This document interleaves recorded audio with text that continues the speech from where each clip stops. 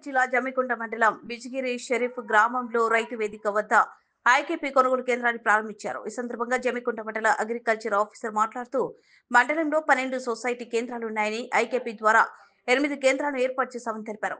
అకాల వర్షం కురిసినట్లయితే వరి కుప్పలు తడవకుండా పరదాలు అందించామని తెలుపుతూ ప్రభుత్వం ప్రవేశపెట్టిన వరి ధాన్యం కొనుగోలు కేంద్రాలను ఉపయోగించుకోవాలని తెలుపుతూ రైతులు మద్దతు ధర పొందాలని, నాణ్యమైన సరుకులను తీసుకురావాలని సూచనలు ఇచ్చారు.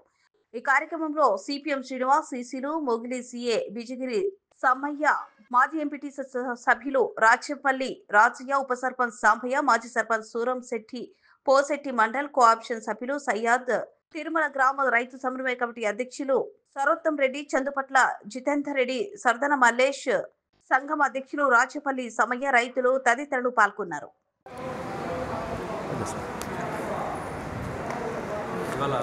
బిజ్గిరి షరీఫ్లో యాసంగి వరి కొనుగోలుకు సంబంధించిన కొనుగోలు కేంద్రం ప్రారంభించడం జరిగింది.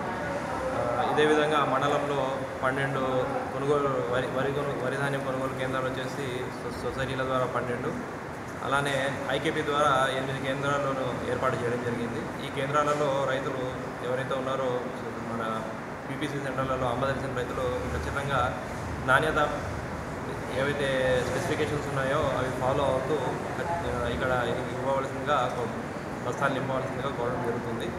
అలానే మీకు ప్రతి పీపీసీ సెంటర్లో అకాల వర్షం పడ్డ సందర్భంలో మీకు మన వరి కుప్పను కప్పడానికి పారెలను కూడా ఏర్పాటు చేయడం జరిగింది.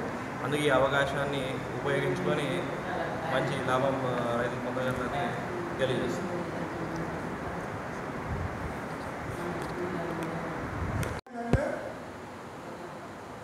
కంపల్సరీ ఐకేపీ అంటేనే వాళ్ళ వడ్లు ఎంట్రీ అవుతుంటే రైతులు నమోదు చేసుకుంటాము, తేమ శాతం చూసుకుంటాము.